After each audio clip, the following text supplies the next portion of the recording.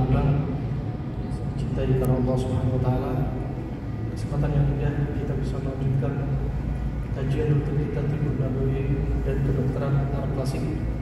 Pada kesempatan kali ini kita akan membawakan satu faedah, salah satu judul yang dibawakan oleh Al-Imam Al-Bukhari, judul yaitu bab ad-dawa'i bil ajwati lis-sihr, bab berobat atau obat dengan kurma ajwa bagi sihir.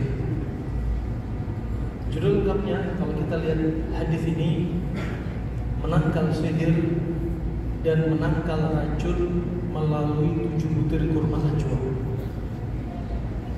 Dan pembahasan seperti ini tidaklah dibahas di kedokteran manapun, Cina, Yunani, India, kedokteran modern, Belanda, Inggris, atau yang manapun juga, tapi yang dibahas di sini apa? Ini termasuk wahyu, sehingga disebutkan untuk menangkal sihir dan racun dengan 7 butir kurma ajwa. Hal ini termasuk yang jarang dilakukan oleh kaum muslimin, mengambil sebab untuk menangkal sihir dan racun melalui sebab hissi, sebab yang zahir yang bisa diberikan, yaitu kurma ajwa. Ada juga untuk menangkal sihir dengan sebab maknawi, nggak bisa dipegang. Seperti apa? Zikir pagi petang, seperti juga diantaranya ruqyah, membentengi diri dari ketaatan Allah Subhanahu wa taala. Imam Al-Bukhari dalam sahihnya, yang mana Sahih Al-Bukhari menurut ijma' kaum muslimin bahwasanya kitab Sahih Bukhari adalah sebaik-baik kitab setelah Al-Qur'an. Sebaik-baik kitab setelah Al-Qur'an. Dan terkait Tibbun Nabawi, beliau Imam Al-Bukhari meriwayatkan sekitar 120 hadis tentang ilmu pengobatan. Salah satu yang akan kita bahas. Qala Imam Bukhari rahimahullah ta'ala wa Abdullah Muhammad bin Ismail bab dawa'i bil ajwati lis-sihr. Bab berobat dengan ajwa, kurma ajwa untuk sihir. Qala haddatsana Ali. Ali di sini dohirnya adalah Ali ibn Madini, Ali bin Abdullah ibn Madini, sebagaimana dijazam oleh Abu Nu'aim. Sebelum kita bahas hadis, kita ambil faedah-faedah dari kisah-kisah para ulama. Ali bin Madini termasuk gurunya Imam Al-Bukhari, dan beliau dijuluki sebagai Hayatul Wadi, ularnya padang pasir. Kenapa? Saking mahirnya beliau meneliti mana hadis yang lemah, mana hadis yang palsu, mana hadis yang berpenyakit. Dan Al-Imam Al-Bukhari terkenal dengan hafalannya, terkenal dengan ketatnya dia dalam mensahihkan hadis. Tetapi Al-Imam Bukhari ketika berhadapan dengan Ali bin Madini, berkatalah Al-Imam Bukhari, mastasghartu nafsi illa 'inda Ali bin Madini. Diriku tak merasa kecil kecuali di hadapan Ali bin Madini. Ali bin Madini termasuk salah satu ulama yang ketika di masa fitnah khalqil Quran, karena waktu itu para ulama banyak yang meninggal dibantai oleh khalifah pada waktu itu. Karena khalifah pada waktu itu punya keyakinan yang sesat, mengatakan Al-Quran adalah makhluk. Al-Quran adalah makhluk. Sehingga kalau ada para ulama yang tidak mengatakan Al-Quran makhluk, maka dia dibunuh. Dan Ali bin Madini karena takutnya melihat pedang saja dia takut, sehingga dia berbohong, mengatakan Al-Quran makhluk, tetapi hatinya tetap beriman, maka dia tidak mengapa demi keselamatan dia. Adapun yang lainnya banyak di antara ulama yang meninggal. Adapun di khilafah itu Ma'mun, ya, pada khilafah Abbasiyah di zaman Khalifah Al-Ma'mun, Al-Muqtasim dan Al-Wathiq. 3 khilafah inilah, ya, kekhilafahan 3 orang inilah Imam Ahmad dipenjara dan dicambuk gara-gara mengatakan Al-Quran bukanlah makhluk. Al-Quran kalamullah, dan kalamullah adalah sifat Allah, dan sifat Allah adalah bukan makhluk, dan dia menempel kepada Allah Subhanahu wa taala sifat Allah. Al-Quran kalamullah. Jadi cukup kita katakan kalau kami tanya Anda, Pak, Bu, semua di bumi ini makhluk Allah.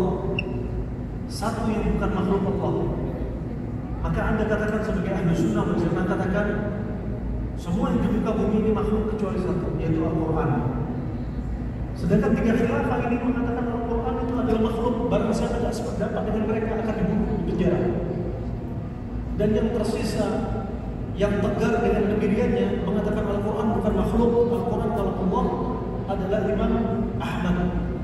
Tiga kekhilafan ini Imam Ahmad dicambuk, dipenjara.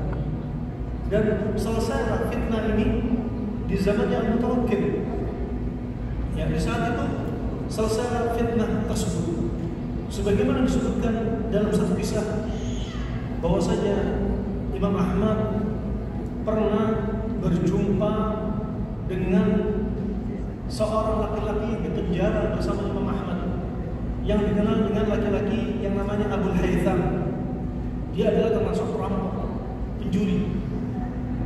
Dan dia melihat Imam Ahmad sedang down, sedang diuji dengan cambuk dan dipaksa mengatakan Al-Quran makhluk, tapi Imam Ahmad tidak mau. Sampai kemudian perampok tadi berkata kepada Imam Ahmad, mendatangi Imam Ahmad, kata Imam Ahmad, "Mada turid? Apa yang kau inginkan?" Kemudian kata perampok ini, Abul Haytham, dia katakan, "Julidtu 18 alif sautan mufarraqan fi ta'ati syaitan." Aku dicambuk oleh orang-orangnya khalifah ini sebanyak 18.000 cambukan karena taat kepada setan. Kemudian beliau menasihatkan kepada Imam Ahmad, "Isma' ya Ahmad. Isma' ya Ahmad." Ya, sambil dia mendengarkan nasihat perampok ini. "Fasbir anta fi ta'atir Rahman." Sabarlah kamu sedang berada di dalam ketaatan Rahman, bukan di dalam ketaatan syaitan.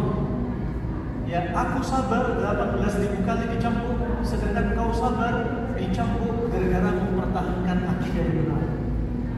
Kemudian berkata Imam Ahmad, "Masya Allah, a'id alayya syaja'tani."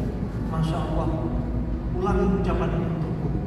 Ya, engkau telah memberikan semangat padaku lagi.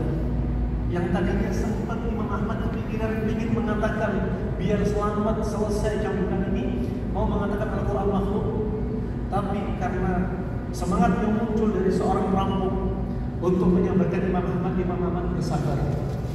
Sampai sini cambuknya Imam Ahmad, tukang cambuknya Imam Ahmad berkata, "Ya Ahmad, sudah selesai. Cukup katakan Al-Quran adalah makhluk, aku akan cambuk. Aku selesai melihat punggungnya Imam Ahmad sudah banyak luka. Udah selesai sampai di sini, aku akan cambuk. Kesian melihat Imam Ahmad tiga kekhilafahan ini dicampur terus, kesian. Tapi Imam Ahmad tetap tegar dalam akidahnya. Sampai ketika anak-anaknya Imam Ahmad, Abdullah, Saleh, ketika melihat Imam Ahmad membuka bajunya, dilihat di punggungnya banyak tercambukan.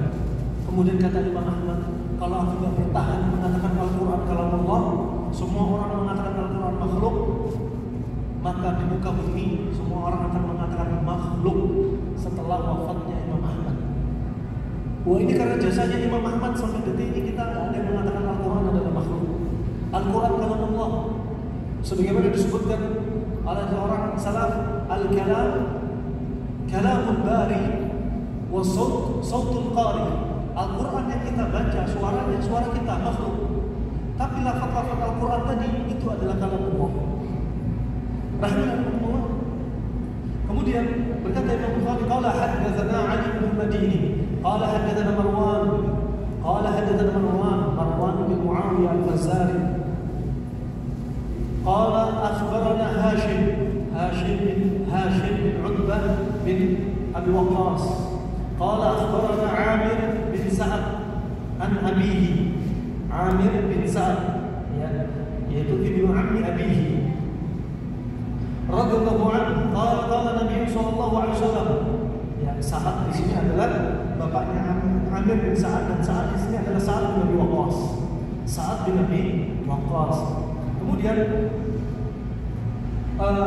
berkata qala Nabi sallallahu alaihi wasallam, man istabaha, ini syahidnya hadis ini, man istabaha kulla yawmin tamaratin ajwatan lam yadurruhu summun wala sihrun dhalika al-yawm ila al-layl wa qala ghayruhu sab'a tamarat. Ini inti hadis yang disampaikan Nabi sallallahu alaihi wasallam. Man istabaha, ini akan kita bahas. Ayat dalam riwayat Abi Usama man tasabbaha. Di sini menunjukkan cara kapan konsumsi kurma ajwa. Menunjukkan di sini adalah asalnya man istabaha dari apa? Subuh. Artinya subuh yaitu makan atau minum di waktu pagi. Asalnya subuh itu lafaz ini khusus untuk minum. Subuh aslinya khusus untuk minum, tapi kemudian menjadi umum makan dan minum. Dan lawan dari subuh adalah ghubuh atau ittiba. Ya, lawan dari minum pagi atau makan pagi adalah ghubuh. Ya, aslinya ghubuh juga khusus untuk minum. Minum di malam hari sebelum tidur. Seperti sebagian orang biasa minum susu. Nah, ghubuh sini minum, tapi akhirnya diterapkan menjadi nutrisi berupa makan dan minum. Dan di sini menunjukkan tata caranya. Berarti konsumsi kurma ajwa biar bisa menolak sihir, bisa menolak racun adalah konsumsinya di waktu pagi. Ada dalam hadis Aisyah, riwayat Imam Muslim disebutkan fi ajwatil 'aliyah shifaa'un fi awwalil bukrah. Ya, ini untuk melengkapi riwayat Imam Bukhari. Pada kurma ajwa 'aliyah, ya, makanya kurma ajwa di sini ajwa 'aliyah. 'Aliyah adalah nama daerah yang termasuk bagian dari kota Madinah. Ya. Dan ajwa 'aliyah inilah yang didoakan keberkahan oleh Nabi sallallahu alaihi wasallam. Fi ajwatil 'aliyah shifaa'un fi awwalil bukrah.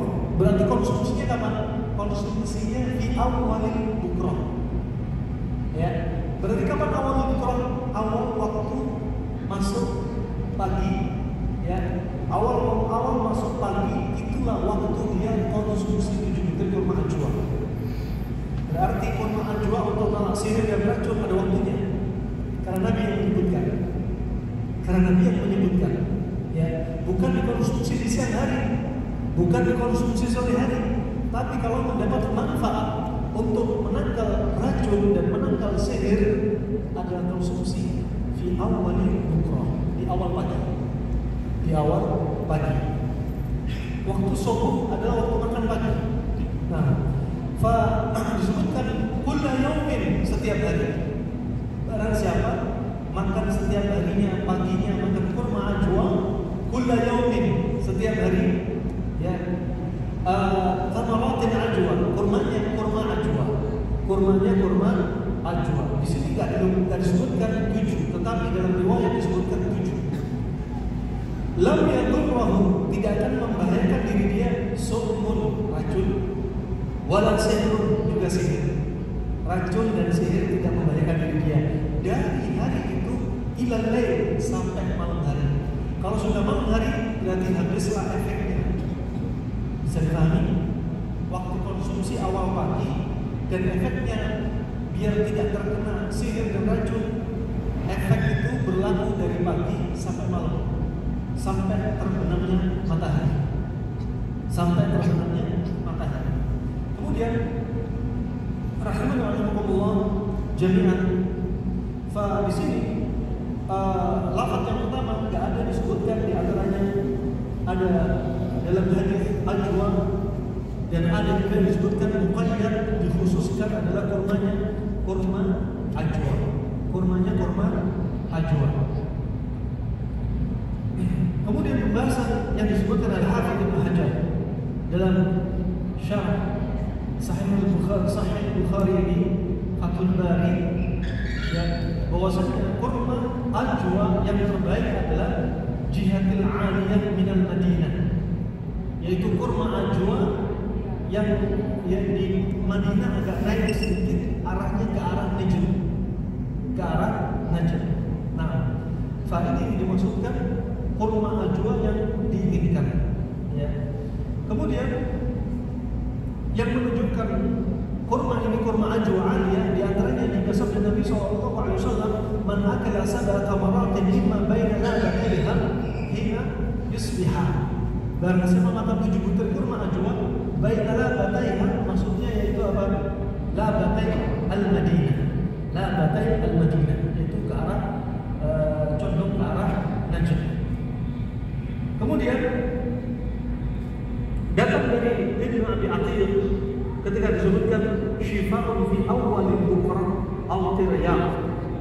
Kurma ajwa itu adalah obat ketika dikonsumsi di awal pagi atau tiryaq. Ya, tiryaq di sini bisa jadi lafaz yang menunjukkan si perawi ragu. Ya, awal bukra atau tiryaq ini perawi ragu dalam riwayat Ibnu Abi Athiq. Dan tiryaq, ada yang mengatakan tiryaq kalau diartikan dalam bahasa kita seperti antioksidan di antara fungsinya. Ada yang mengatakan tiryaq adalah termasuk dawa'un ma'rufun yu'aliju bis-sumum, termasuk obat yang dirangkai, disusun, yang digabung, dicampur untuk apa? Untuk menghilangkan racun di dalam tubuh. Kemudian berkata Al-Hafidz Ibnu Hajar rahimahullah ta'ala dari hadis Jabir, al-ajwa minal jannah, ajwa itu dari jannah, dari surga, wa hiya shifa'un minas sum, dia adalah obat untuk racun, obat untuk racun.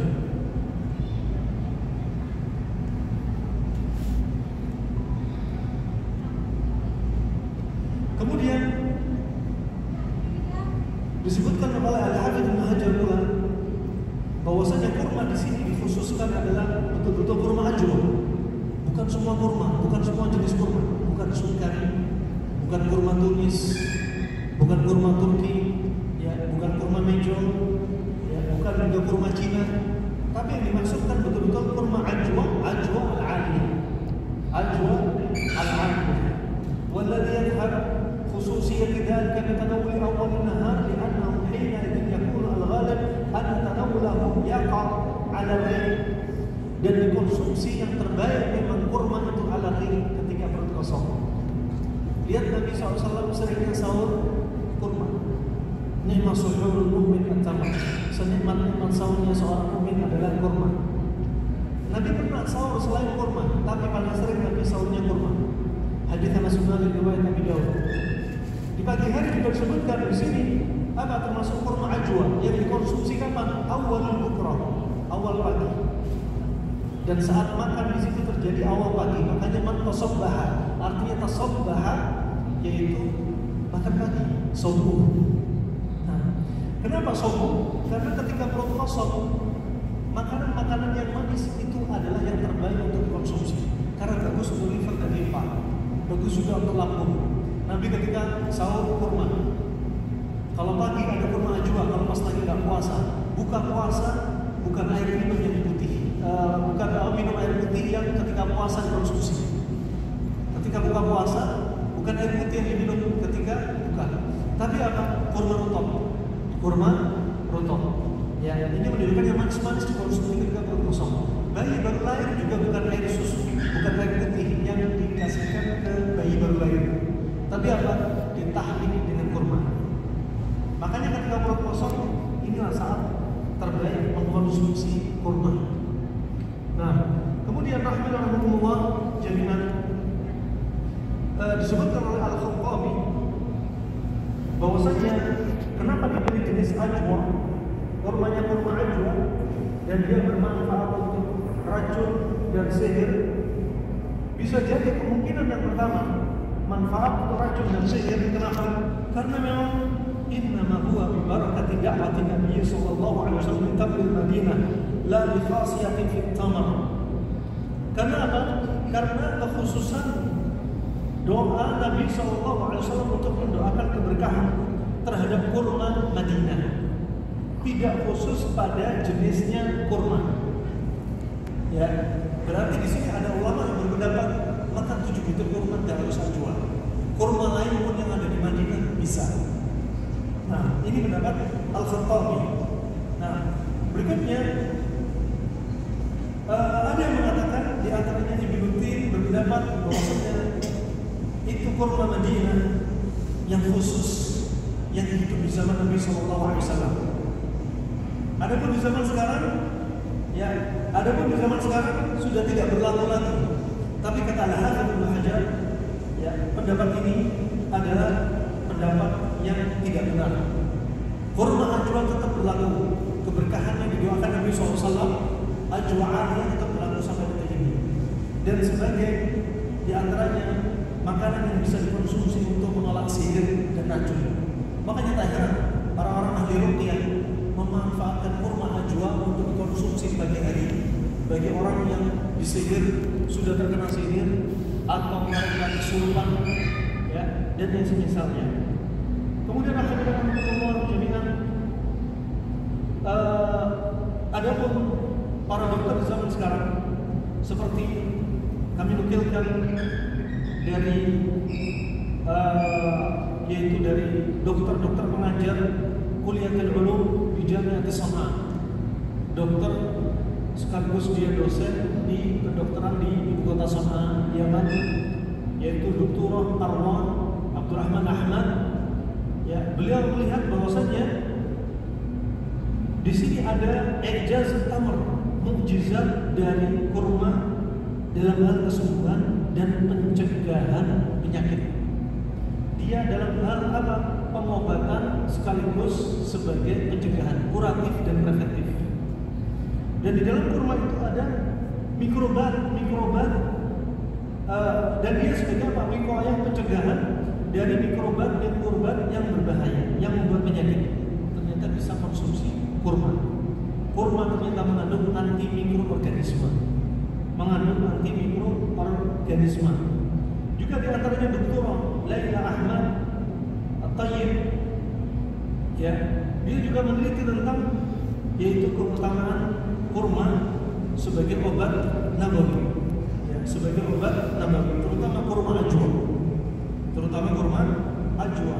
Juga di antaranya para dokter meneliti ada sebagian orang yang terdampak racun ular, racun kalajengking, diberikan atau dianjurkan untuk konsumsi kurma ajwa. Kalajengking ingat dia, ular ingat dia dianjurkan oleh dokter ini untuk konsumsi kurma ajwa sekitar 9 sampai 11 butir kurma ajwa. 9 sampai 11 butir kurma ajwa. Kemudian dokter teliti efek racun tersebut berkurang. Ya, ini penelitian mereka. Juga pernah di antaranya dilakukan seperti Al-Harith bin Kaldah. Al-Harith bin Kaldah juga yang waktu itu beliau pernah memberikan resep kurma ajwa, juga ditambahi talbinah. Ya, kurma ajwa yang dicampur dengan talbinah. Ketika apa? Ketika ada sahabat Nabi SAW yang mengalami penyakit, dan dianjurkan oleh Al-Harith bin Kaldah untuk dia apa? Ayyaluddahu bisab'i tamratin. Yalud itu termasuk apa? Memasukkan obat fi janibil fam. Obat dimasukkan di sampingnya lidah, di mulut samping kiri kanan. Dan beliau menggunakan apa? 7 butir kurma ajwa untuk mengobati apa? Al-mafqud. Ya, untuk mengobati al-mafqud yang dialami oleh sahabat ini. Ya, yang dialami oleh sahabat al-mafqud itu sakit dada atau sakit jantung, dan dianjurkan untuk konsumsi apa? Kurma ajwa 7 butir, dan dia dipaksa diletakkan di janibil fam. Juga Al-Harith bin Kaldah minta al-hulbah atau bahasa Indonesianya teladan. Ini diantaranya rahimahumullah jami'an, kurma ajwa juga digunakan dokter Arab di zaman Nabi SAW untuk mengobati penyakit keracunan termasuk sakit jantung. Ya, dia juga bisa mendetoks. Ini rahimahumullah jami'an dinukilkan dari pendapat Al-Hafidz Ibnu Hajar dari Fathul Bari jilid ke-12 halaman 279.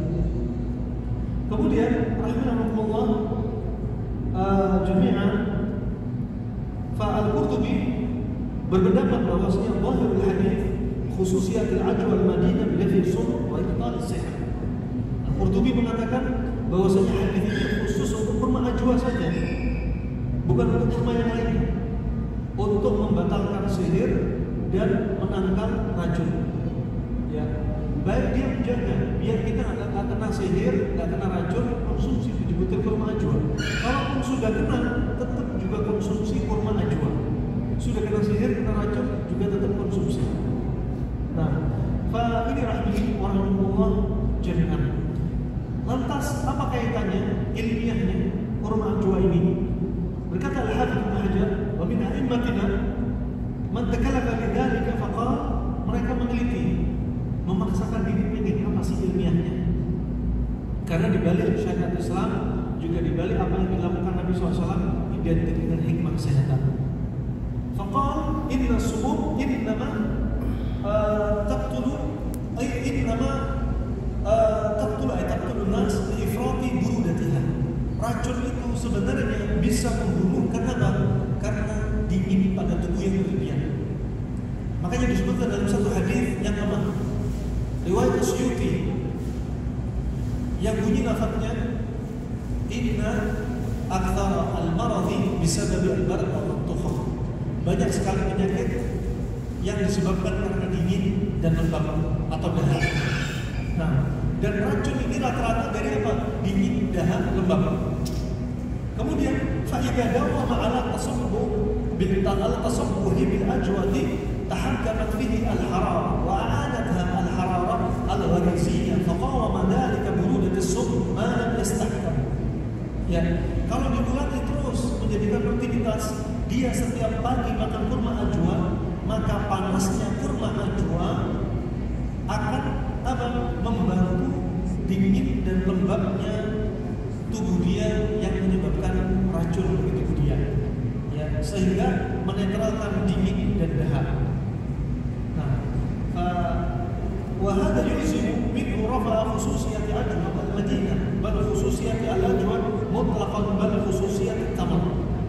Nah, ini nalar ilmiah yang mereka bahas ini bisa jadi menghilangkan khususiyatnya ajwa. Yang jelas ajwa ini bermanfaat untuk sihir dan racun karena apa? Karena keberkahan pada kurma tersebut, karena doa Nabi SAW kekhususan. Ya, karena kalau kita bilang karena kurma ajwa sifatnya panas, terus racun rata-rata sifatnya dingin, maka kalau kita bahas seperti ini masih banyak selain kurma. Pisang juga panas, ya, kemudian nasi juga panas. Berarti untuk menangkalkan racun berarti banyak dong. Ini pendapat diantaranya sebagaimana disampaikan Al-Hafidz Ibnu Hajar. Al-hasil yang benar sebagaimana pendapat yaitu Al-Khattabi, bahwasanya ini adalah khusus kurma ajwa karena keberkahan pada kurma tersebut yang didoakan Nabi Sallallahu Alaihi Wasallam. Kemudian sebagaimana juga Al-Harith bin Kaldah kita sampaikan tadi, ya, menggunakan 7 butir kurma ajwa untuk mengobati penyakit yang mengalami al-maf'ud, ya, al-maf'ud. Nah, dan Ibnu Qayyim mengatakan ajwa al-Madinah min anfa'it tamar al-Hijaz. Kurma ajwa al-Madinah termasuk kurma yang paling bermanfaat di Al-Hijaz. Termasuk dia kurma yang mulia karena doa Nabi SAW, karena keberkahan yang didoakan Nabi SAW, dan dikonsumsi ketika perut kosong atau awal bukrah atau subuh. Karena demikianlah manfaatnya akan didapati lebih banyak. Kalau kurma dikonsumsi bersama makanan, berarti efek dari kurma berkurang, efek obatnya. Bahkan kata Ibnu Qayyim rahimahullah taala, diberikan Al-Hafidz Ibnu Hajar, ya, bahwasanya kurma itu sifatnya jauhar al-har rutub. Sifatnya kurma adalah panas, lembab. Wa akluhu 'ala ar-riq yaqtulu ad-didan lima fihi min al-quwwa at-tiryaqiyah. Dan ketika dikonsumsi ketika perut kosong itu untuk membunuh cacing yang ada di usus. Karena ada kekuatan tiryaqiyah yang ada, kekuatan untuk membersihkan racun, mendetoks perut. Nah, ini rahimahullah jami'an di antaranya faedah yang bisa kita kupas pada siang hari ini.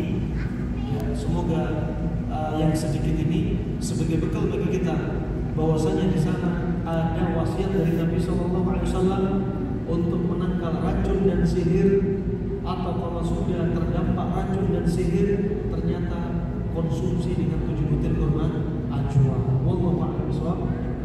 Pertanyaan tafadhol. Wa illa bijid, kalau nggak ada kurma atau kurma kering, baru minum air putih. Itu pun ada tata caranya. Minum air putih nggak langsung sekali teguk, tapi apa? Hasa-hasawatin mimma, minumnya dikit demi sedikit. Biar apa?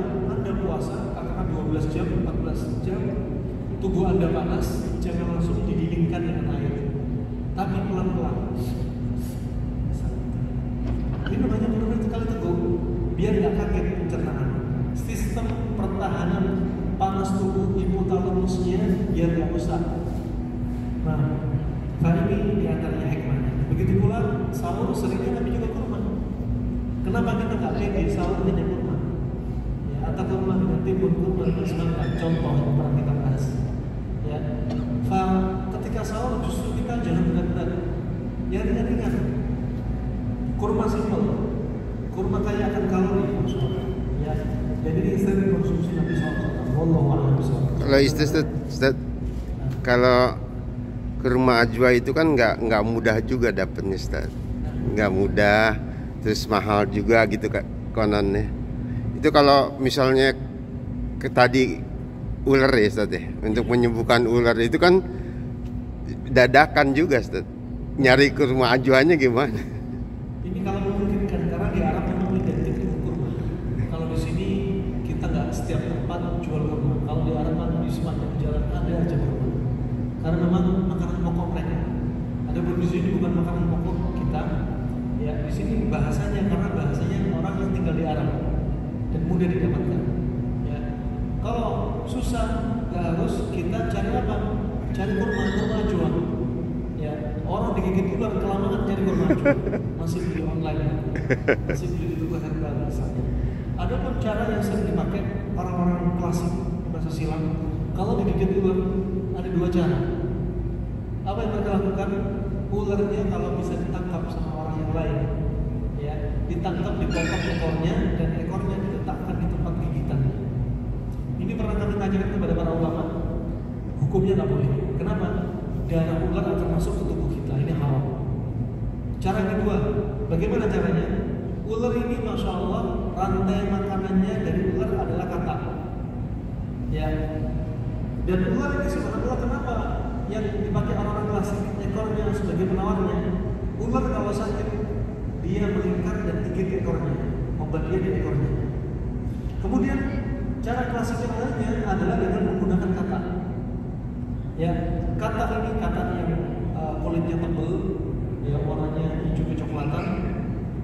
Ya, katak ini ternyata jadi makanan ular dan dia jadi obat penangkal racun pada ular, penggantinya sabu, sirup anti bisa ular.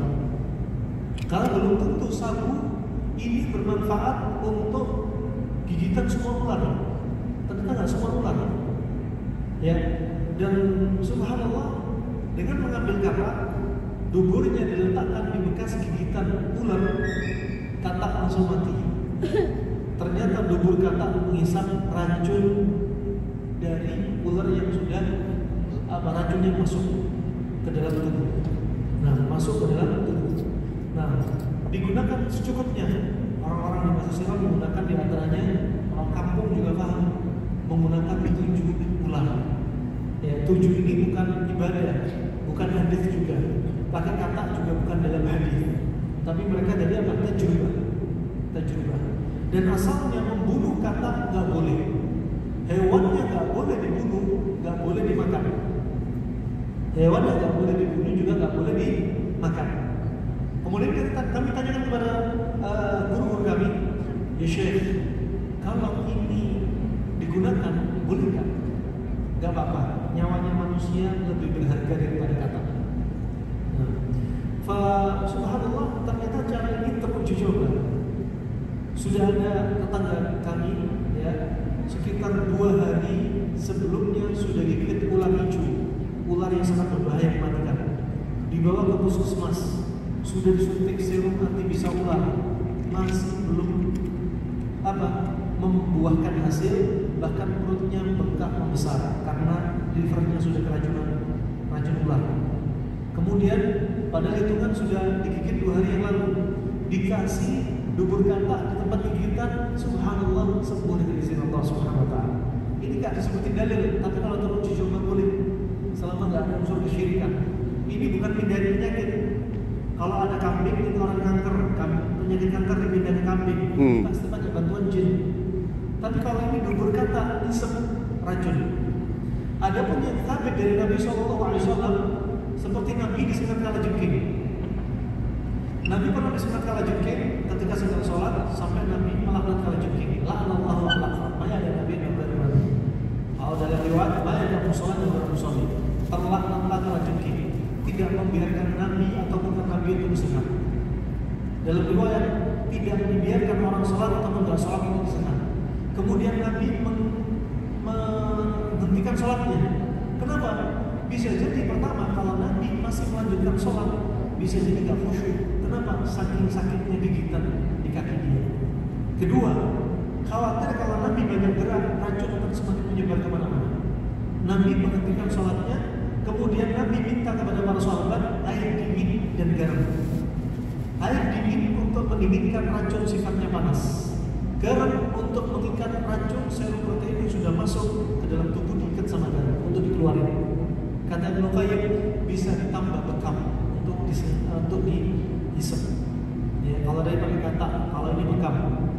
Kemudian Nabi SAW memegang daerah sekatannya yang sakit sambil meruqyah al-ikhlas, al-falaq, an-nas sampai sakitnya berkurang dan hilang.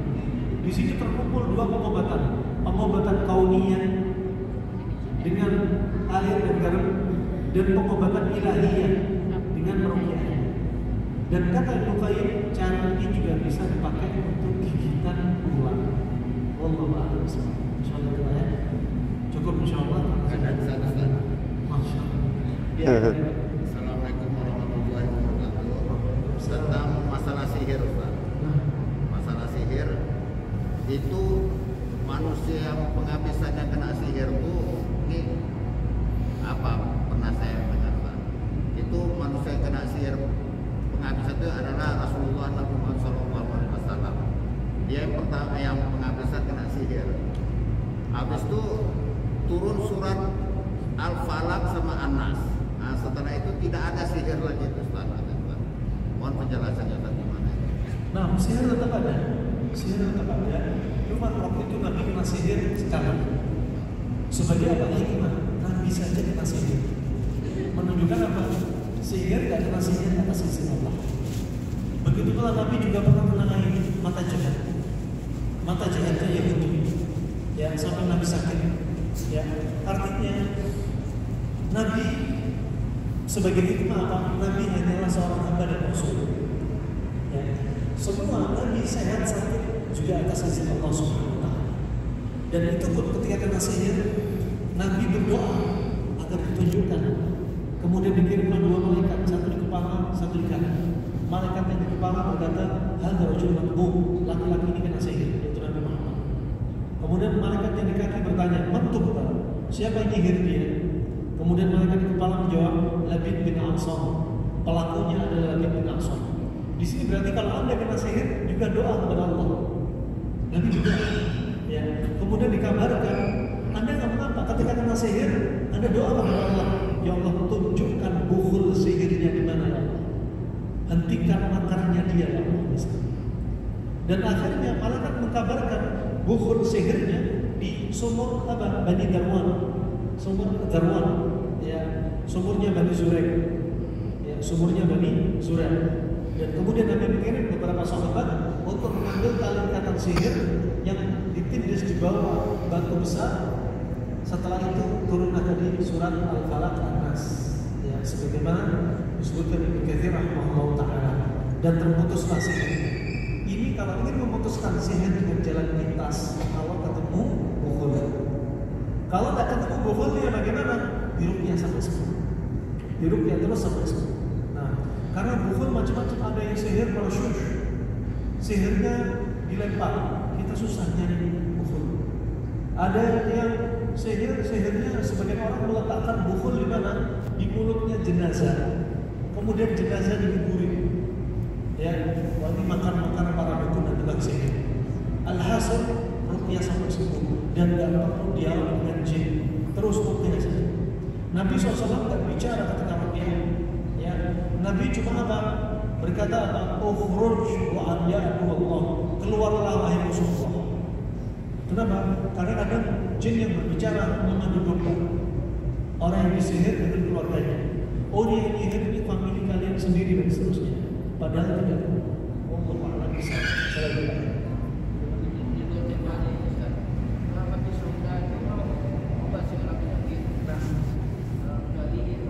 Kematian.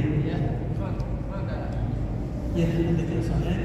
Alaikum bihadil habati soda, fa innaha dawa likulli da' illa sam. Hendaknya Anda mengkonsumsi habati soda karena dia obat segala macam penyakit kecuali kematian. Dalam riwayat yang lainnya, illa sam ditambahi illal haram. Dua penyakit yang ada obatnya berarti kematian dan penuaan, tidak ada obatnya. Tetapi hadis ini juga perlu pemahaman. Enggak semua penyakit, kata Ibnu Qayyim, bisa pakai habati soda. Penyakit yang dimaksud adalah penyakit yang sifatnya dingin. Ya, karena habati soda sifatnya panas. Wallahu a'lam bishawab. Itu saja, semoga bermanfaat bagi kita semua dan semoga Allah Subhanahu wa taala sakit di antara kita, Allah jaga kesehatan kita, Allah jauhkan kita dari segala keburukan, dan Allah wafatkan kita dalam keadaan husnul khatimah. Dan semoga aktivitas kita duduk di sini untuk mendengar Allah Rasulullah sebagai pemerat timbangan kita di mizan hasanatina. Amin ya rabbal alamin. Wa taufiq wal hidayah. Subhanakallahumma bihamdik, asyhadu an la ilaha illa anta, astaghfiruka wa atubu ilaik. Wassalamu alaikum warahmatullahi wabarakatuh. Waalaikumsalam.